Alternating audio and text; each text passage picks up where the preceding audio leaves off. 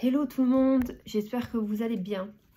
J'aimerais commencer cette nouvelle vidéo par une citation que j'ai écrite. Noir c'est noir, blanc c'est blanc, dit-on. Mais moi je pense qu'il faut savoir jouer des deux couleurs pour pouvoir créer une belle harmonie dans notre vie. Voilà qui vous met dans le bain du nouveau sujet qui va être abordé dans cette vidéo, qui est bien évidemment le noir ou blanc du borderline et comment apprendre à nuancer entre ces deux extrémités et dans l'idéal viser le cri, chose qu'on aimerait tous faire quand on souffre de ce trouble-là. Mais tout d'abord, il faut comprendre que c'est un mécanisme de défense primitif qui vient de l'enfance. Pourquoi? Parce que l'enfant, il a appris tout petit à voir les choses en tout bon ou en tout mauvais. Par exemple, ma maman ou mon papa est présent et reste avec moi jusqu'à que je m'endorme. Dans ce cas-là, c'est une bonne personne. Mais si à l'inverse, ce même parent est plus absent, me laisse à l'école, chose que je déteste, alors je me sens abandonnée et donc c'est une mauvaise personne. Et donc, l'enfant, devenant adulte, grandit avec ces deux contradictions en lui dans lesquelles il se sent constamment tiraillé. Et du coup, dans ses relations adultes, plus tard, quand il va commencer à voir les choses en tout bon, en fait, ça va le rendre anxieux. Et cette anxiété de stabilité, qui devrait être normale pour les personnes qui ne souffrent pas de ce trouble-là, cette anxiété de stabilité va le pousser à mettre à défaut le proche pour pouvoir le voir en tout mauvais, donc en tout noir. Ce qui va le ramener à sa blessure d'abandon parce que du coup, il va avoir peur de le perdre. Et là, vous comprenez que c'est deux contradictions qui s'auto-entretiennent. Et si vous avez compris ça, si vous avez compris ce fonctionnement, alors vous avez compris aussi le clivage du borderline. Parce que ce sont deux choses totalement liées. Et quand j'ai des abonnés qui me demandent comment apprendre à nuancer entre voir les choses en noir ou blanc et essayer de s'extraire de cette radicalité, je ne vais pas vous cacher que c'est compliqué. Parce qu'il faut rééduquer son mental en fait. Et ça va passer par un travail de psychothérapie avec un thérapeute dans lequel vous allez reconditionner votre manière de penser. Et comme ce sont des pensées qui remontent à très longtemps, dans la petite enfance, c'est un fonctionnement en fait. C'est votre disque dur qu'il faut changer en fait. C'est reprogrammer vos réactions. Et ça, c'est pas une mince affaire. Mais quand on est motivé, on peut y arriver.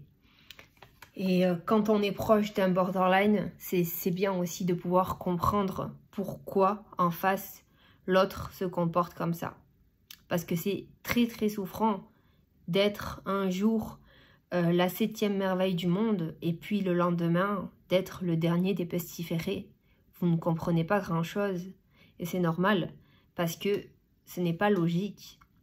Et tout ce qui est illogique, en fait, le cerveau bug dessus parce que ce n'est pas rationnel. Et du coup, vous allez chercher à comprendre mais pourquoi cette personne agit comme ça. C'est pourquoi je vous explique le fonctionnement de voir les choses en tout noir ou tout blanc. Ce qui va vous permettre de mieux comprendre quand vous passez de là à là, quand vous êtes en relation avec un borderline. Quand vous êtes en relation avec quelqu'un qui souffre de ce trouble-là, il faut toujours garder à l'esprit que c'est pas parce que vous êtes en haut que vous allez le rester. Si pour pas grand-chose vous êtes au sommet, sachez que pour encore moins grand-chose, vous allez vous retrouver 10 pieds sous terre. Et je sais que c'est incohérent et je sais que c'est incompréhensible. Mais il faut vraiment comprendre qu'il y a une peur irraisonnée, en fait, de stabilité dans la relation. Plus vous allez être sain, plus la relation va être bienveillante pour une personne borderline, plus le clivage, plus le fait de voir en tout blanc ou tout noir va s'accentuer. Parce que la stabilité est perçue comme un danger. Du coup, on ne se sent pas digne d'avoir une relation stable. On va s'auto-saboter. On va saboter la relation pour se confirmer sa fausse croyance qui est « je mérite d'être seule ». Je finirai abandonnée. Je m'auto-entretiens mon idée que, comme quand je me suis sentie abandonnée, par exemple par ma maman qui me laissait à l'école, et peut-être qu'à l'école ça se passait pas très bien, et du coup quand maman partait, je me sentais ulcérée, je me sentais abandonnée alors que j'allais la revoir le soir. Mais je pouvais me traîner par terre pour pas aller à l'école. Et c'est cette déconstruction qu'il faut réussir à faire. Et ça va passer par vraiment accepter qu'il y a un problème à ce niveau-là. Et appréhender mieux ses réactions et essayer d'être plus serein dans ses relations. Alors ça, je sais que je vous demande la lune si vous êtes borderline, mais c'est tellement essentiel de pouvoir se dire qu'on est tout à fait capable de durer dans une relation. On est tout à fait capable de voir les choses d'une manière plus nuancée. Pourquoi? Mais parce que la vie en elle-même n'est pas parfaite. Elle n'est pas non plus horrible. On n'a jamais dit que la vie était facile. Mais par contre, la vie vaut la peine d'être vécue. La vie apporte ses moments de joie, ses moments de peine, ses moments de tristesse et ses moments de mieux. Et comprenez que c'est toutes ces vagues en fait qui font la vie. Si c'était quelque chose de tout plat, ça serait ennuyant. Et on sait quand on est borderline, on ne supporte pas l'ennui. Pourquoi ne pas voir la vie comme elle vient en fait? Pourquoi ne pas prendre en fait ces relations comme elles arrivent? Se dire que la relation est telle qu'elle. Elle prend la forme qu'elle prend aujourd'hui. Aujourd'hui, elle est comme ça. Peut-être qu'aujourd'hui, notre relation qu'on vit en ce moment ne nous convient pas. Mais demain, ça peut changer. Mais ça peut changer parce que c'est l'évolution naturelle des choses. Rien n'est destiné à être parfait. Et c'est dans nos imperfections que se trouvent nos plus grandes forces. C'est ce qui fait qu'on est différent, qui fait qu'on est intéressant. Si c'était une personne lisse en face de nous, qui aurait tout ce qu'il nous faut pour nous rendre, pour qu'on ne se sente plus abandonné, alors dans ce cas-là, on croit que nos problèmes seraient réglés, mais non, mais pas du tout. Parce que bien au contraire, on a peur de cette stabilité et on se dirait qu'on n'est pas digne en fait de vivre cette relation-là. On saboterait cette personne lisse, on la rejetterait de notre vie, on la pousserait à bout pour qu'elle s'en aille. Il faut comprendre ça. Et il faut aimer les autres dans leurs imperfections. Nous ne sommes pas parfaits. Les autres en face ne le sont pas. Qu'ils soient borderline ou non, personne n'est parfait. Il faut l'accepter. Et il faut aussi revoir ses exigences, son seuil de tolérance qui frise souvent le zéro. Quand vous êtes dans le jugement, quand vous êtes dans une crise, par exemple, vous voyez les choses, vous voyez un proche, par exemple, ce jour-là, vous le voyez comme la 8e merveille du monde, et le lendemain, il s'est passé quelque chose, il ne vous a pas appelé parce qu'il devait vous appeler, il devait venir, il n'est pas venu. Du coup, vous le voyez comme une personne minable. Vous pouvez en arriver à le détester. C'est là qu'il faut se poser des questions. Imaginez-vous que cette personne en face, que vous jugez de minable et de détestable, fasse la même chose avec vous. Parce que vous non plus, vous n'êtes pas parfait quand vous êtes borderline. Vous avez des crises d'impulsivité.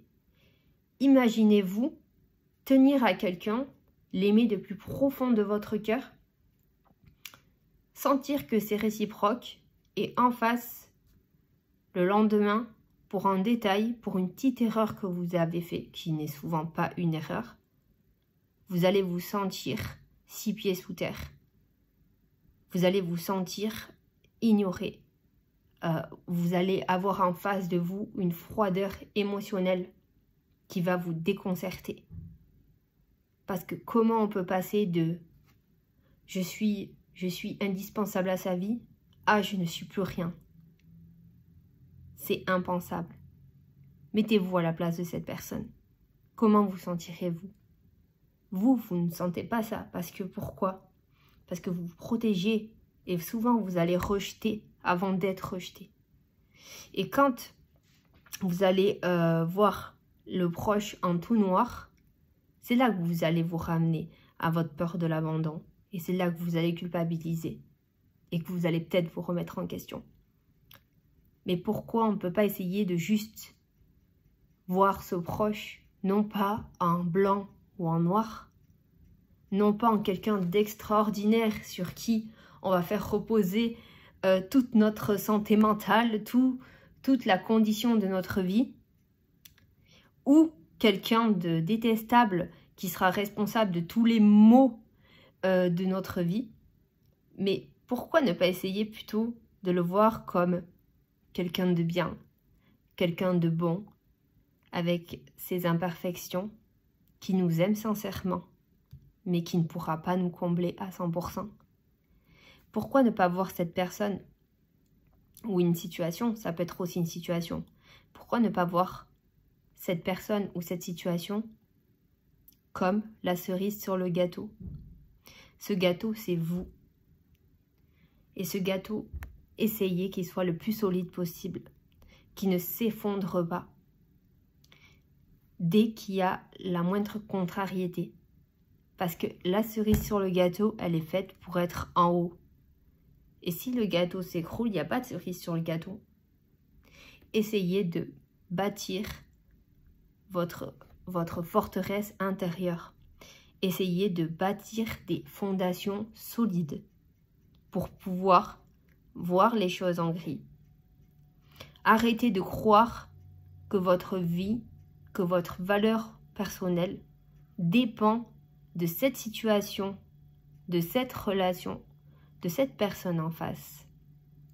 Ça va aussi avec un projet, par exemple. Vous pouvez avoir, vous allez tout donner pour arriver à vos fins, et puis tout s'écroule. Pourquoi? Parce que vous avez eu peur de vous lancer, il y a eu quelque chose qui a fait que ça ne s'est pas fait.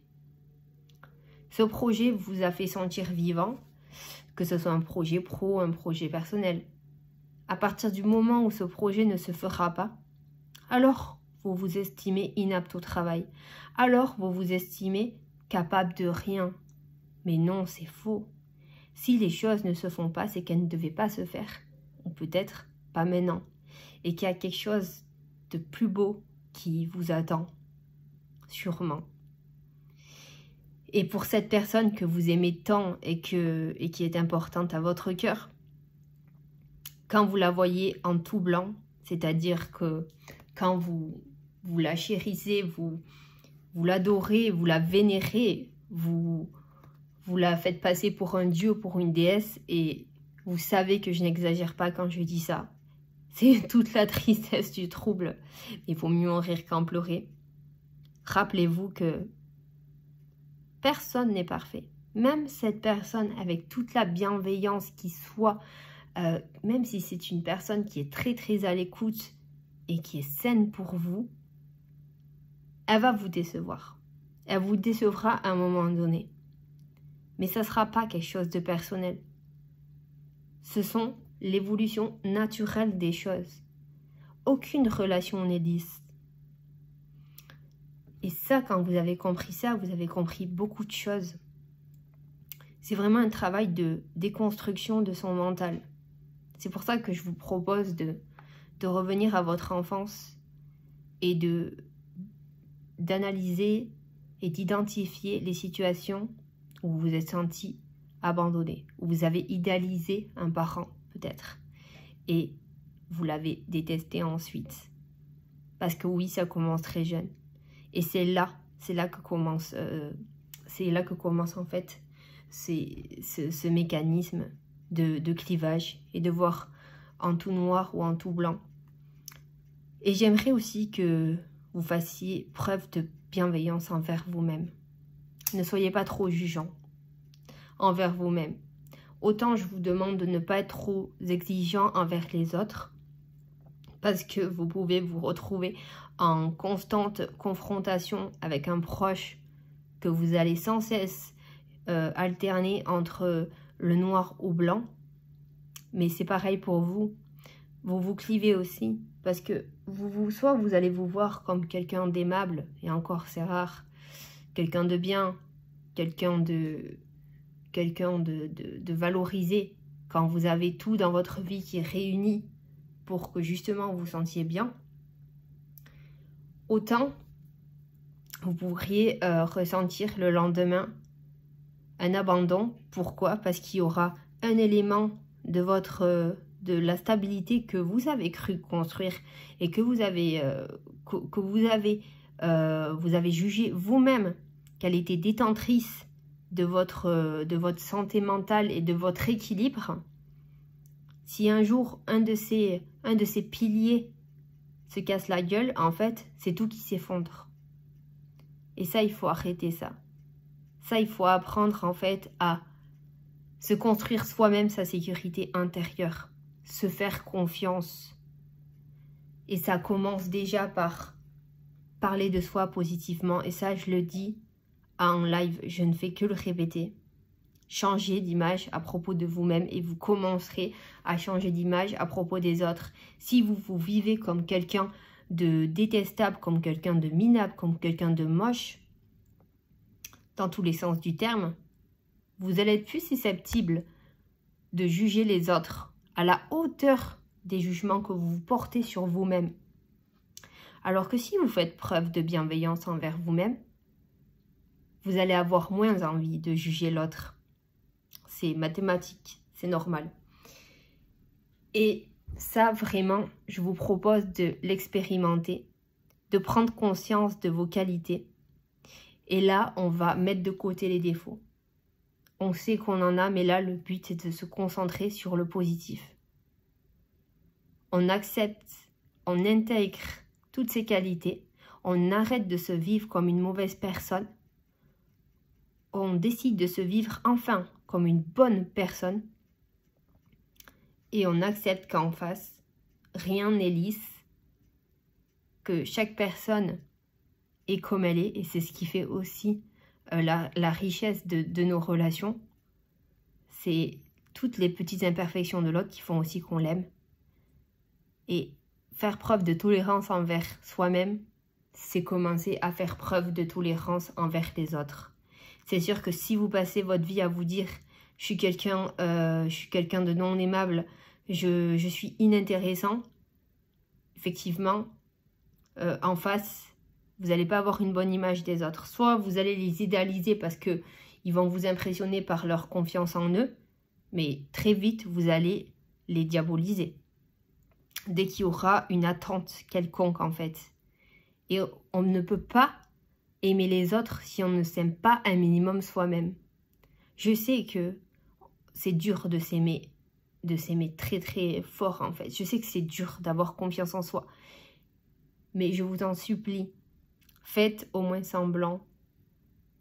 Mentez-vous à vous-même et essayez de me déconstruire ce mental.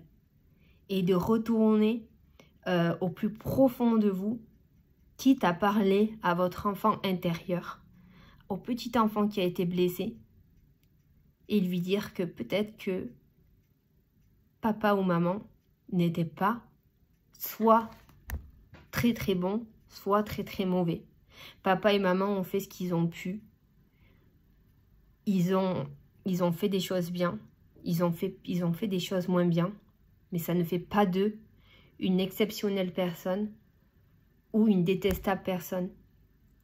Ça fait juste d'eux des êtres humains qui ont fait ce qu'ils ont pu pour nous apporter toutes les bases qu'on avait besoin pour construire notre vie et nous aimer. Et quand vous allez comprendre ça, vous allez comprendre beaucoup de choses. Voilà. J'espère que ce sujet vous a intéressé. Je pense que c'est quelque chose de très important et je pense que c'est aussi le plus difficile. C'est vraiment le travail le plus difficile que je vous demande de faire en fait. C'est vraiment revoir son mental, c'est reconditionner son mental. Et je sais que c'est dur. Je sais que c'est dur, mais c'est un grand challenge. Et écoutez cette vidéo autant que nécessaire pour vous rappeler tout ce que je vous dis. Et n'hésitez pas à suivre une thérapie pour déconstruire un petit peu tout ça. Et je vous souhaite de tout cœur de trouver un équilibre et de viser la couleur grise qui est une très belle couleur.